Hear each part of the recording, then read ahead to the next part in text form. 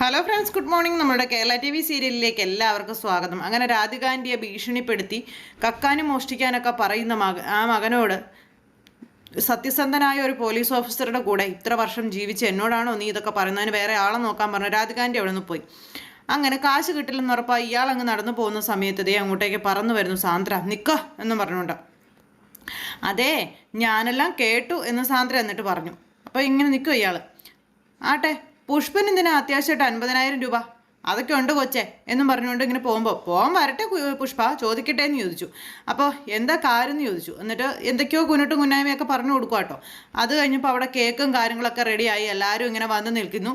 അത് കഴിഞ്ഞപ്പോൾ പിന്നെ കേക്ക് മുറിക്കാനുള്ള ഒരു ഇതും ഒക്കെ പറഞ്ഞു. നമ്മുടെ മകളെ നടുക്ക് നിർത്തി അച്ഛനും അമ്മയും കൂടി ആ കേക്ക് അങ്ങ് മുറിക്കുന്നു. അങ്ങനെ നമ്മുടെ പിങ്കിയാണ് ആ കേക്ക് മുറിക്കുന്നത്. പിങ്കി കേക്ക് മുറിച്ച് മമ്മിക്കും ഡാഡിക്കും ഒക്കെ കൊടുത്തു. അത് കഴിഞ്ഞപ്പോഴേക്കും പിങ്കിയുടെ പപ്പ അതെടുത്ത് നമ്മുടെ നന്ദയ്ക്ക് ഒരു പീസ് കൊടുത്തു. അത് പിങ്കിക്ക് ഒട്ടും ഇഷ്ടപ്പെട്ടില്ല. അപ്പോൾ ഇങ്ങനെ എല്ലാവരും വളരെ സന്തോഷത്തോടു കൂടി ഇങ്ങനെ നിൽക്കുക കേട്ടോ. എന്തായാലും ആ ഒരു സംഭവം കഴിഞ്ഞപ്പോൾ പപ്പയുടെ വക എന്ന് പറഞ്ഞു പിങ്കിക്ക് കൊടുക്കും. പിങ്കി അത് ഇഷ്ടമല്ലാതെ ആണെങ്കിലും വാങ്ങിച്ചു. കാരണം ആദ്യം കൊടുത്തത് നന്ദയ്ക്കല്ലേ. ഈ സമയം നമ്മുടെ നന്ദ അങ്കിൾക്കും അതുപോലെ തന്നെ വനജ ആൻറ്റിക്കും എൻ്റെ ഗൗതം സാറിനെ വക ഒരു സ്നേഹസമ്മാനമാണെന്ന് പറഞ്ഞൊരു കവർ അങ്ങ് കയ്യിലേക്ക് കൊടുത്തു. അതൊക്കെ വളരെ സന്തോഷത്തോടെ ഇവർ സ്വീകരിച്ചു കേട്ടോ. ഇവരിങ്ങനെ അങ്ങനെ അങ്ങോട്ടൊക്കെ നോക്കുക. അപ്പോൾ ഇങ്ങനെ നോക്കിക്കഴിഞ്ഞപ്പം നമ്മുടെ വീട്ടുകാർക്ക് ആർക്കും അത് ഇഷ്ടപ്പെട്ടില്ല. നിർത്തടി അഹങ്കാരി എന്നും പറഞ്ഞുകൊണ്ട് അവിടേക്ക് മഹേശ്വരൻ്റെ നേരം ചാടി വീണു. എന്ത് ധിക്കാരമാടി നീ കാണിക്കുന്നത് എന്നൊക്കെ ചോദിച്ച്. അപ്പോൾ ആർക്കും ഒന്നും മനസ്സിലാക്കുന്നില്ല എന്താ സംഭവം, എന്ത് ധിക്കാരമാണ് കാണിച്ചത് എന്നുള്ളൊരിത്. ഗിഫ്റ്റ് കൊടുത്തത് മാത്രം ഓർമ്മയുണ്ട്. പ്രൊഫസറെ, ഇവളെ ഇന്ദീവരം കുടുംബത്തിൻ്റെ മരുമകളായിട്ടാണ് പ്രൊഫസർ ഗണിക്കുന്നതെങ്കിൽ ഇവളിപ്പോൾ തന്ന ഈ ഒരു ഗിഫ്റ്റ് അത് പ്രൊഫസർ വാങ്ങരുതെന്ന് പറഞ്ഞു. അപ്പോഴേക്കും നന്ദയുടെ കയ്യിൽ നിന്നത് താഴെ പോയി. പിങ്കി അന്നേരം വലിയ സന്തോഷത്തോടെ ഇങ്ങനെ ചിരിക്കും കേട്ടോ. പിങ്കിക്ക് സന്തോഷമായി. അപ്പോൾ രാധികാന്റി ഇങ്ങനെ വിഷമത്തോടെ നോക്കുന്നത് എന്താ സംഭവം എന്ന് മനസ്സിലാവാതെ. അപ്പോഴേക്കും മോഹിനിയൊക്കെ വലിയ ചിരി. എന്തു പറ്റി മഹേശ്വര, എത്ര ക്ഷോഭിക്കാൻ എന്തിരിക്കുന്നു എന്ന് ചോദിച്ചു അന്നേരം പാപ്പ. സോറി, അത് പിന്നെ സോറി പ്രൊഫസറെ, ഇവിടെ നമ്മുടെ കുടുംബക്കാർ മാത്രം ഉള്ളത് കൊണ്ടാണ് ഞാൻ ഇത്തിരി സ്വാതന്ത്ര്യം എടുത്ത് ഒച്ച വെച്ച് പോയതെന്ന് പറഞ്ഞു. അപ്പോഴേക്കും നന്ദയ്ക്ക് ഒരുപാട് വിഷമമായിട്ടോ. നന്ദ ഇങ്ങനെ സങ്കടപ്പെട്ട് നിൽക്കുമ്പോൾ അത് സാരമില്ല, എന്താ കാര്യത്തിനാണെന്ന് ഞാൻ ചോദിച്ചുള്ളൂ, കാര്യം പറയാൻ പറഞ്ഞു. അത് പിന്നെ പ്രൊഫസറെ, ഏത് ഫംഗ്ഷനും ഏത് ചടങ്ങിന് പോയാലും ഞങ്ങൾ ഇന്ദീവരം കുടുംബക്കാരും കൂടെ ചേർന്ന് ഒരൊറ്റ പ്രസൻറ്റേഷനേ കൊടുക്കാറുള്ളൂ. അത് കാലങ്ങളായിട്ടുള്ള ഞങ്ങളുടെ കീഴ്വഴക്കുക. ആ കൂട്ടുകുടുംബത്തിൻ്റെ ഒരുമയാണ് ഞങ്ങൾ അതിലൂടെ പ്രകടിപ്പിക്കുന്നത്. ഞങ്ങൾ പലതല്ല, ഒന്നാണെന്നുള്ള ഞങ്ങളുടെ ബോധ്യം അല്ലെങ്കിൽ അഭിമാനം, ആ ഒറ്റക്കെട്ട് എന്നുള്ള ഞങ്ങളുടെ സങ്കല്പത്തെയാണ് സ്വന്തമായൊരു ഗിഫ്റ്റ് വാങ്ങിക്കൊണ്ടുവന്ന് ഞങ്ങളെ ഇവൾ അപമാനിക്കാൻ ശ്രമിച്ചത്, ധിക്കരിക്കാൻ ശ്രമിച്ചതെന്ന് പറഞ്ഞു. ഇത് കേട്ടപ്പോൾ പിങ്കി ഇങ്ങനെ വലിയ ചിരിയും ചിരിച്ച് നന്ദയെ നോക്കുക. പ്രൊഫസറുടെയും വനജയുടെയും മുന്നിൽ ഞങ്ങളെ അപമാനിച്ച് ഇവളൊന്ന് ആളാകാൻ നോക്കിയതാണെന്ന് മോഹിനിയും പറഞ്ഞു. അതിനൊക്കെ ഇപ്പോൾ ഇത്ര പറയാനുണ്ടോ എന്ന് ചോദിച്ചു. അപ്പോൾ പറയാനുണ്ടെന്ന് പറഞ്ഞു കഴിഞ്ഞപ്പം മോഹിനി, അത് നന്ദമോള് മനഃപൂർവ്വം വരുത്തിയൊന്നും നടത്തി പിഴയാവില്ല. അങ്ങനെയൊരു കീഴ്വഴക്കമുള്ള കാര്യം നന്ദമോൾക്ക് അറിയില്ലായിരിക്കുമെന്ന് നമ്മുടെ ലക്ഷ്മി പറഞ്ഞു. അതെ, ഏട്ടത്തി അവളെ ന്യായീകരിക്കാനൊന്നും നോക്കണ്ട. ഇന്നലെയും കൂടി അരുന്ധതി ഏട്ടത്തി എല്ലാവരെയും ഓർമ്മപ്പെടുത്തിയതല്ലേ എന്ന് ചോദിച്ചു. നമ്മൾ കുടുംബാംഗങ്ങൾ എല്ലാവരുടെയും കൂടിയാണ് ഈ ഉപഹാരം എന്നുള്ളത് അല്ലേ? എന്നിട്ടാണ് ഇവൾ ഈ ഒരു പണി കാണിച്ചത്. എന്താ ശരിയല്ലേ? അതറിഞ്ഞുകൊണ്ടല്ലേ ഈ ഗിഫ്റ്റ് ഇവർക്ക് നേരെ നീട്ടി ഇവൾ നമ്മളുടെ കുടുംബത്തെ അപമാനിച്ചത്. അയ്യോ, സന്തോഷം പങ്കുവയ്ക്കാൻ ഒരു ചെറിയ ഗിഫ്റ്റ് കൊടുത്തു എന്ന് വെച്ച് അതെങ്ങനെ ചെറിയമ്മേ കുടുംബത്തിന് അപമാനമാവുന്നത് എന്ന് ചോദിച്ചു നമ്മുടെ നന്ദ. അത് മനസ്സിലാവില്ല, അത് പറഞ്ഞാൽ നിനക്ക് മനസ്സിലാവില്ല. അതിന് കുടുംബബന്ധം എന്താണെന്ന് അനുഭവിച്ചറിയണം. ഈ കുടുംബ ബന്ധങ്ങൾ തമ്മിലുള്ള വിലയെ അത് ബോധ്യപ്പെടണം എന്ന് നന്ദയോട് മഹേശ്വരൻ പറയണം. അങ്ങനെ ഇതൊക്കെ കേട്ട് പിങ്കി വളരെ ഹാപ്പി ആയിട്ട് ഇങ്ങനെ നിൽക്കും കേട്ടോ. പിങ്കിക്ക് ഒത്തിരി സന്തോഷമായി ഇതൊക്കെ കേട്ടിട്ട്. അങ്ങനെ എല്ലാവരും നന്ദയെ കളിയാക്കി ചിരിക്കുക. ഓർമ്മ വയ്ക്കും മുൻപേ പെറ്റമ്മ മരിച്ചു പോയ നിനക്ക് സഹോദരങ്ങളോ കൂടപ്പിറപ്പുകളോ അങ്ങനെ ആരും ഇല്ലാത്ത നിനക്ക് കുടുംബം എന്താണെന്ന് അറിയില്ല, കുടുംബ ബന്ധങ്ങളുടെ വിലയും മനസ്സിലാകില്ല എന്ന് നന്ദയുടെ മനസ്സ് വേദനിപ്പിക്കുന്ന രീതിയിൽ ഇയാൾ സംസാരിക്കുന്നു. അതൊക്കെ കേട്ട് കഴിഞ്ഞപ്പോഴേക്കും അവർക്കൊക്കെ വിഷമായിട്ടോ. മര്യാദയും മനസാക്ഷിയുള്ളവർക്ക് മഹിയേട്ടാ എന്തൊക്കെ ഈ വിളിച്ച് പറയുന്നതെന്ന് ലക്ഷ്മി അന്നേരം ചോദിച്ചു. എനിക്കിനി കൂടുതലൊന്നും പറയാനില്ലെന്നും ഞങ്ങളുടെ വികാരം പ്രൊഫസറെ ധരിപ്പിച്ചു എന്നേ ഉള്ളൂ. അവളുടെ ഗിഫ്റ്റ് പ്രൊഫസർക്ക് സ്വീകരിക്കാതിരിക്കാം എന്നും പറഞ്ഞു മഹേശ്വരൻ കൈ കഴുകി അങ്ങ് നിന്നു. നമ്മുടെ കുടുംബത്തെ അപമാനിക്കാൻ നന്ദ കൊണ്ടുവന്ന ഈ ഗിഫ്റ്റ് എൻ്റെ പപ്പയ്ക്കും അമ്മയ്ക്കും ആവശ്യമില്ല എന്ന് പിങ്കി അന്നേരം പറയാം. ഇങ്ങനെ എന്താ പറയേണ്ടത്, വിഷമിച്ച് നിൽക്കുമോ അന്നേരം നമ്മുടെ നന്ദ. ഒരു കാര്യമില്ലാതെ അതിനെ ഇങ്ങനെ ഓരോന്ന് പറഞ്ഞതിന് അവരത് സ്വീകരിക്കില്ല എന്നോർത്ത് നന്ദ ഇരിക്കുകയും വേണ്ട എന്നുള്ള കാര്യവും കൂടി അങ്ങ് പറഞ്ഞു. എന്ത് ചെയ്യാനാ, ഒന്നും ചെയ്യാനില്ല. അങ്ങനെ എല്ലാവരുടെയും മുന്നിൽ നന്ദ ഒരു കുറ്റവാളി എന്നുള്ള പോലെ നിൽക്കുവാണ്. ഈ സമയം നന്ദ ഈ ഗിഫ്റ്റ് എടുക്കുക എന്ന് പറഞ്ഞ ലക്ഷ്മി നന്ദയുടെ കയ്യിലേക്ക് ഗിഫ്റ്റും കൊടുത്ത് അങ്ങ് കൊണ്ടുപോവുക. മോളെ, മനസ്സറിയാതെ മോളുടെ ഭാഗത്തുനിന്ന് ഒരു പിഴവ് സംഭവിച്ചു പോയി, സാരമില്ല എന്നൊക്കെ പറഞ്ഞ് നോക്കും മോളെ. അതിന് മോളെ ശ്വാസിച്ചത് വേറെ ആരും അല്ലല്ലോ, മോളുടെ അച്ഛൻ തന്നെയല്ലേ എന്നൊക്കെ ലക്ഷ്മി ചോദിക്കുക. അത് മോള് ക്ഷമിച്ച് കളയാൻ പറഞ്ഞു. എൻ്റെ മോളല്ലേ, അപ്പോൾ എനിക്ക് വിഷമമൊന്നും ഇല്ലമ്മേ എന്ന് നന്ദ പറഞ്ഞു. അപ്പോൾ വിഷമമൊന്നും ഇല്ലയെന്നോ? നോക്ക്, ആര് പറഞ്ഞു എൻ്റെ മോൾക്ക് വിഷമമില്ലെന്ന്? ഈ മുഖത്ത് വിഷമമുണ്ടല്ലോ.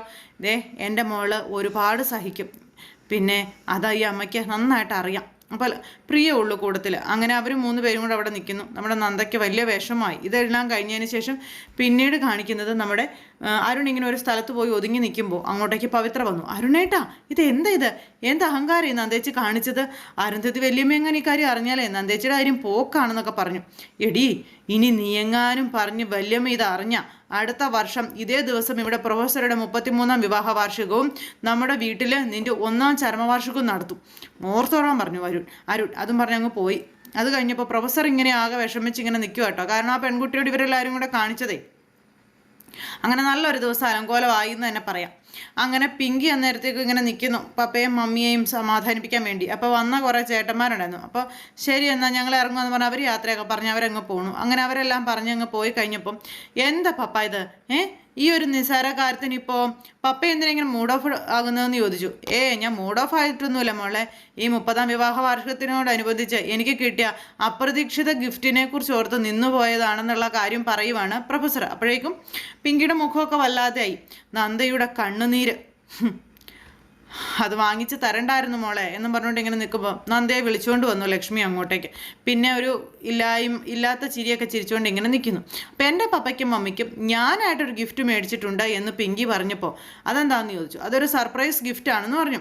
കഴിഞ്ഞ 30 വർഷക്കാലമായി പപ്പയെ സഹിച്ച ഈ മമ്മിക്ക് ഈ പുന്നാര മകളുടെ വക ഒരു ലവ്ലി പ്രസൻ്റ് ആണെന്ന് പറഞ്ഞു. സാന്ദ്ര അതിങ്ങ് തരാൻ പറഞ്ഞു. അങ്ങനെ ആ ഒരു കാര്യം, അപ്പോൾ അതിന് കുഴപ്പമില്ല. അങ്ങനെ ആ ഒരു ഇതങ്ങ് നടന്നു പോകണം. അപ്പോൾ ഇതൊക്കെ കണ്ട് എല്ലാവരും സന്തോഷത്തോടെ നിൽക്കാം. പപ്പയുടെ പ്രിയതമയെ ഞാനിത് അണിയിക്കുകയാണെന്നും പറഞ്ഞ് ആ മാലയൊക്കെ എടുത്ത് കഴുത്തേൽ വെച്ച് കൊടുക്കണം. അപ്പോൾ അത് കഴുത്തേലേക്ക് വെച്ച് കൊടുക്കാൻ തുടങ്ങിയപ്പോഴേക്കും ഇത് മമ്മിക്കല്ല മോൾക്ക് തന്നെ മമ്മി തരികയാണെന്നും പറഞ്ഞുകൊണ്ട് സ്വന്തം കഴുത്തേലേക്ക് വെക്കാതെ അത് മോൾക്ക് ഇങ്ങ് കൊടുക്കുന്നു. അപ്പോൾ ഇതങ്ങ് കണ്ടു കഴിഞ്ഞപ്പോഴേക്കും സാന്ദ്രയ്ക്ക് നന്ദയെ പൂട്ടാനുള്ള മാർഗം കിട്ടിക്കഴിഞ്ഞു, അതിനുള്ള ആയുധവും കിട്ടിയെന്നും പറഞ്ഞുകൊണ്ട് അവിടെ അങ്ങനെ നിൽക്കുന്നു. പിങ്കി ഇത് കഴുത്തേലിട്ട് ഇങ്ങനെ നിൽക്കുന്നു. അത് കഴിഞ്ഞ് സന്തോഷത്തോടെ ഇങ്ങനെ നിൽക്കുവാണ്. അത് കഴിഞ്ഞപ്പോഴേക്കും സാന്ദ്ര പിങ്കിയെ വിളിച്ചുകൊണ്ട് പോയി പുഷ്പാങ്കതനെ വെച്ച് ഈ മാല നീ കട്ടെടുപ്പിക്കണമെന്നും അങ്ങനെ ആ ഒരു ഇത് നീ ചെയ്യിക്കണമെന്നും പറഞ്ഞു. അപ്പോൾ കാരണം ചോദിച്ചു കഴിഞ്ഞപ്പോഴേക്കും കാർത്തികയും പുഷ്പനുമായിട്ടുള്ള സംസാരം കേട്ടതും അതിൻ്റെ കാര്യങ്ങളെല്ലാം പറഞ്ഞ് ആ ഒരു ഇതെല്ലാം പറഞ്ഞു.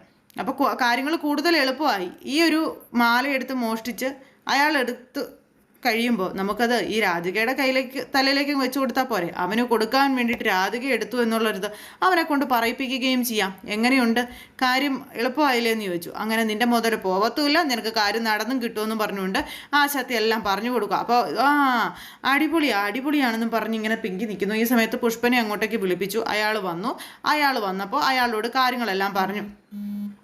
അങ്ങനെ പറഞ്ഞത് എല്ലാം പടി അനുസരിച്ച് ഇവരുമായിട്ടെല്ലാം പ്ലാൻ ചെയ്ത് ഇയാളും സമ്മതിക്കുന്നു. അപ്പോൾ എൻ്റെ വയലിൽ നിന്ന് നാലാമതൊരാൾ ഇത് അറിയുകയില്ല എന്നുള്ള കാര്യം ഇവർക്ക് വാക്കും കൊടുത്തു. ഇനിയാണ് കളി തുടങ്ങാൻ പോകുന്നത് എന്നും പറഞ്ഞു. അങ്ങനെ ആ ഒരു ഇതെല്ലാം കഴിഞ്ഞ് നമ്മുടെ നന്ദ ഇങ്ങനെ വിഷമിച്ച് നിൽക്കുന്ന സമയത്ത് നന്ദയ്ക്കരികിലേക്ക് പിങ്കിയുടെ മമ്മി ചെല്ലുന്നു. അവിടെ ചെന്ന് നന്ദയെ ആശ്വസിപ്പിക്കുക. എന്തായാലും വിഷമിക്കൊന്നും വേണ്ട കേട്ടോ എന്നൊക്കെ പറഞ്ഞു. അങ്ങനെ ആ ഒരു ഇത് അവർ തമ്മിൽ പറഞ്ഞുകൊണ്ട് നിൽക്കുന്നു. നന്ദയുടെ കയ്യിൽ അപ്പോഴും ആ ഗിഫ്റ്റ് ഇങ്ങനെ പിടിച്ചുകൊണ്ട് നിൽപ്പുണ്ട്. അങ്ങനെ അവർ തമ്മിൽ സംസാരിച്ചു ഇങ്ങനെ നിൽക്കുന്നു. ആ സമയം രാധികയെ വിളിക്കുകയാണ്. എൻ്റെ 1-2 പ്രിപ്പറേഷൻ ഉണ്ടോ, ഒന്ന് ടേസ്റ്റ് ചെയ്ത് നോക്കുമോ എന്നൊക്കെ ചോദിച്ചുകൊണ്ട് വിളിച്ചുകൊണ്ട് പോവുക. ഈ സമയത്ത് പിങ്കി അങ്ങോട്ടേക്ക് വന്നു. പപ്പാ എന്നും പറഞ്ഞ് വിളിച്ച്.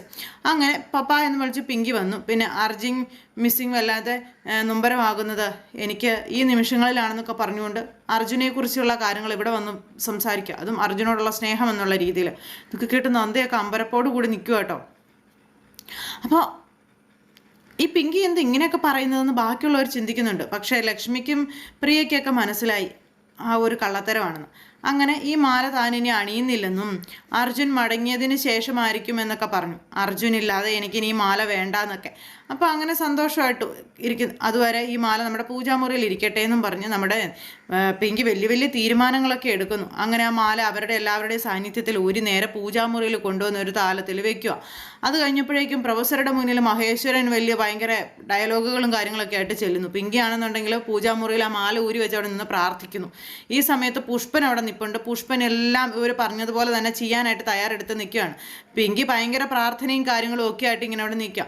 അപ്പോൾ പണി നിനക്ക് വരുന്നുണ്ടടി മോളെ, നിനക്കിട്ടുള്ള പണിയാണടി എൻ്റെ ഈ തീരുമാനം എന്ന് പറഞ്ഞുകൊണ്ട് പിങ്കി ഇങ്ങനെ അവിടെ കൈകൂപ്പി നിന്ന് ഭഗവാന്റെ മുന്നിൽ നിന്ന് നന്ദക്കിട്ട് പണി കൊടുക്കുന്ന കാര്യങ്ങളെപ്പറ്റി ആലോചിച്ചും സംസാരിച്ചും ഒക്കെ നിൽക്കുന്നിടത്ത് ഇന്നത്തെ നമ്മുടെ കഥ അവസാനിച്ചു. അപ്പോൾ എല്ലാവരും കാത്തിരുന്ന് കാണുക. എല്ലാവർക്കും നല്ലൊരു ദിവസം ആശംസിക്കുന്നു. നന്ദി.